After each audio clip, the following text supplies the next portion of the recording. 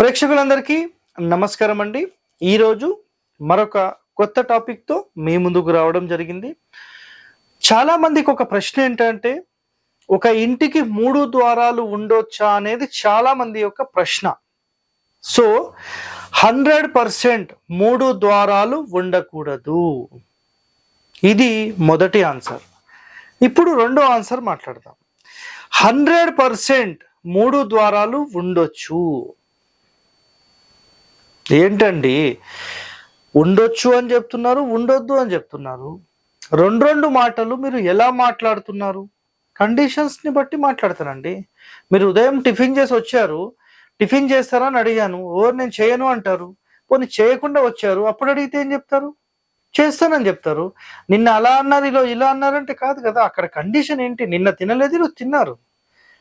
ఒక ఇంటి నిర్మాణం ఎలా చేస్తున్నామో వాటికి అది వర్తిస్తుందా లేదా అనేది ఇంపార్టెంట్. ఇక్కడ మీరు అదే ఆలోచన చేయకుండా పెట్టొచ్చా లేదా అని మాట్లాడితే ఎట్లా చెప్తారు మీకు? సో వీటికి గల కండిషన్స్ ఏంటి? సో వీటి గురించి మనం ఈరోజు తెలుసుకుందాం. సో ఇక్కడ గుర్తుపెట్టుకోండి, ఫస్ట్ ప్లస్ 3 ద్వారాలు ఉండొచ్చా అనేది ఒక ప్రశ్న. 9 పిల్లర్లు ఉండొచ్చా? చాలా మందికి డౌట్స్ వస్తాయి కదా. 9 పిల్లర్లు ఉండొచ్చా, 3 పిల్లర్లు ఉండొచ్చా, 5 పిల్లర్లు ఉండొచ్చా? ఎన్నైనా 100% ఉండొచ్చు. బట్ ఒక సిస్టమాటిక్ కండిషన్ ఏం చెప్పారు నేను ఇక్కడ మీకు అది చూపిస్తాను, చూడండి. సో మనకు ఒక ఇంటి నిర్మాణం ఇలా చేస్తున్నాం. ఒక ఎగ్జాంపుల్ చెప్తున్నాను, ఓకేనా? ఇక్కడ ఒక ఇంటి నిర్మాణం చేస్తున్నాం. సో ఒక ఇంటి నిర్మాణం, ఇదొక రోడ్ అనుకుందాం. సో మెయిన్ ఒక డోర్ పెట్టాం. ఇది 100% ఒక డోర్ పెట్టొచ్చా? నంబర్ 1 ఏమవుతుంది? ఏమీ కాదు, 100% ఉండొచ్చు. ఒకటో సిస్టమ్. ఇప్పుడు రెండోది మాట్లాడదాం. ఒక డోర్ ఉండొచ్చా? ఇందాకనే చెప్పేశాం, క్లియర్, రైట్. ఇప్పుడు ఇక్కడ ఒక డోర్, ఇంకో డోర్, ఈ 2 డోర్లు ఉండొచ్చా? 100% రాంగ్. 2 డోర్లే కదా సార్, ఉండొచ్చు కదా? రాంగ్ అండి. నేను ఎక్స్ప్లెయిన్ చేస్తాను మీకు, ఆగండి. సో ఒక డోర్ ఉండొచ్చా? ఇంకో డోర్ ఉండొచ్చా? 100% ఉండొచ్చు. ఇక్కడ ఉండొద్దు, ఇక్కడ ఉండొద్దు. కండిషన్ ఏంటి చెప్తాను, చూడండి. 3 ద్వారాలు ఉండొచ్చా? 100% ఉండొచ్చు. ఇక్కడ 2 ద్వారాలు ఉండొచ్చా? 100% ఉండొద్దు. పోనీ 3 ద్వారాలు ఉండొచ్చా? 100% ఉండొద్దు. అబ్జర్వేషన్ అనేది చాలా ఇంపార్టెంట్. మీరు అబ్జర్వ్ చేసే విధానంలోని పాయింట్ ఎలా పడుతున్నాం అనేది చాలా చాలా ఇంపార్టెంట్. ఇక్కడ అదొకటి గుర్తుపెట్టుకోండి. నేను ఈ ప్లాన్ ఎలా గీసానో ఈ ప్లాన్ అలాగే గీసాను, సేమ్. బట్ టెక్నికల్ గా ఈ 2 వేరు.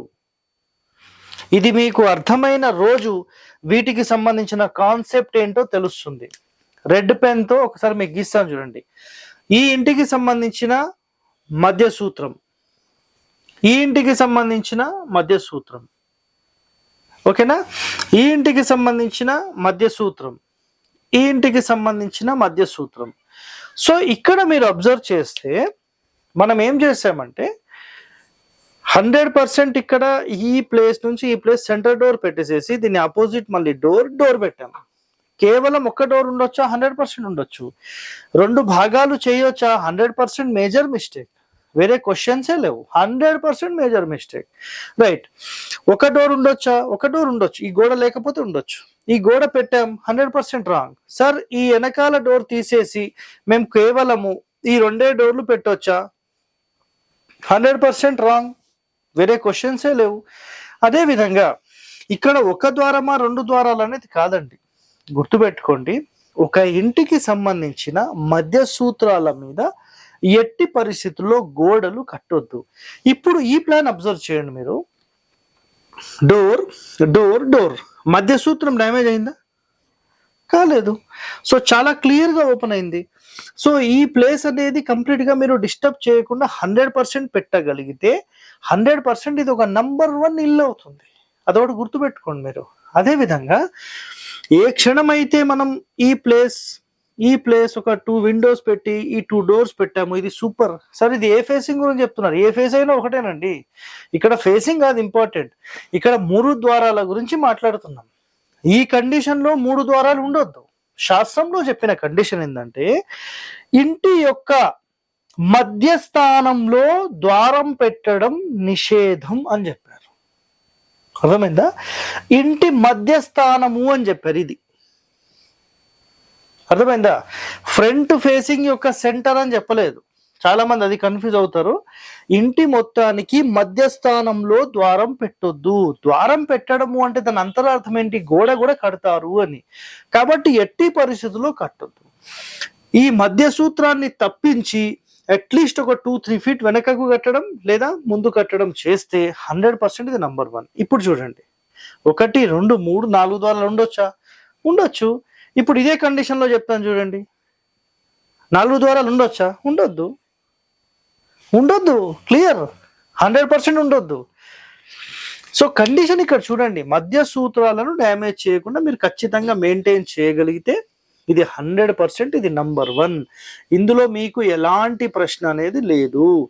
సో ఇప్పుడు చాలా మందికి ఒక క్వశ్చన్ ఏంటంటే, సార్ 3 పిల్లర్లు ఉండొచ్చా, 6 పిల్లర్లు ఉండొచ్చా, 9 పిల్లర్లు ఉండొచ్చా? 100% ఉండొచ్చు. ఇక చూడండి, ఒక సింపుల్ ప్లాన్ గీస్తాను నేను. సో ఇప్పుడు రెడ్ పెన్తో మీకు ఫస్ట్ మధ్య సూత్రాలు గీసి చూపిస్తాను నేను. సో 2 మధ్య సూత్రాలు ఇక్కడ గీసాను కదా. సో ఇప్పుడు చూడండి, నేను ఫస్ట్ పిల్లర్ ఇక్కడ వేస్తాను, రైట్ ఓకే, ఇక్కడ వేస్తాను, రైట్ ఓకే, ఇక్కడ వేస్తాను, రైట్ ఓకే, ఇక్కడ వేస్తాను, రైట్ ఓకే. ఇప్పుడు ఇందులో సెంటర్ లైన్స్ ని డిస్టర్బ్ చేయొద్దంటే పిల్లర్ ఇక్కడ కానీ ఇక్కడ కానీ వేయాలి, ఇక్కడ కానీ ఇక్కడ కానీ. ఇప్పటికి ఎన్ని అయినాయి? 1, 2, 3, అంటే ఇటు కానీ కాబట్టి ఇది ఒకటే కౌంట్. సో 1, 2, 3, 4, 5, 6. ఓకే, ఇప్పుడు 7, 8 తీసుకుందాం. సో ఈ మధ్య సూత్రంలో ఇక్కడ కానీ ఇక్కడ కానీ, సో అట్లనే ఇక్కడ కానీ ఇక్కడ కానీ. అదేవిధంగా ఇప్పుడు ఈ క్రమ వరుసలో తీసుకుంటే రూమ్ ఇట్లా తీసుకుంటాం, లేదా ఇక్కడ వరకు రూమ్ తీసుకొని ఇక్కడ డోర్ పెట్టేస్తాం, ఈ బెడ్రూమ్ డోర్, ఈ గోడ తీసేస్తాం. సో లేదా ఇక్కడ వరకు తీసుకుంటాం, లేదా ఇక్కడ వరకే తీసుకుంటాం. అప్పుడు రూమ్ ఇలా డివైడ్ చేసి ఈ సెంటర్ డోర్ ఆపోజిట్ ఇక్కడ డోర్ పెడతాం. సో ఎక్కడ పోయి ఈ సెంటర్ లైన్ అలైన్మెంట్ ని డిస్టర్బ్ చేయకుండా ఒక ప్రాపర్ వేలో కట్టడమే చాలా ఇంపార్టెంట్. ఇప్పుడు చూడండి, పిల్లర్స్ ఎన్ని వచ్చాయి? 1, 2, 3, 4, 5, 6. ఇది కాకపోతే 4, 5, 6, 7, 8, 9 అయిపోయింది. మధ్య సూత్రాలను డ్యామేజ్ చేయొద్దనే కండిషన్ మీద 9 పెట్టొద్దు.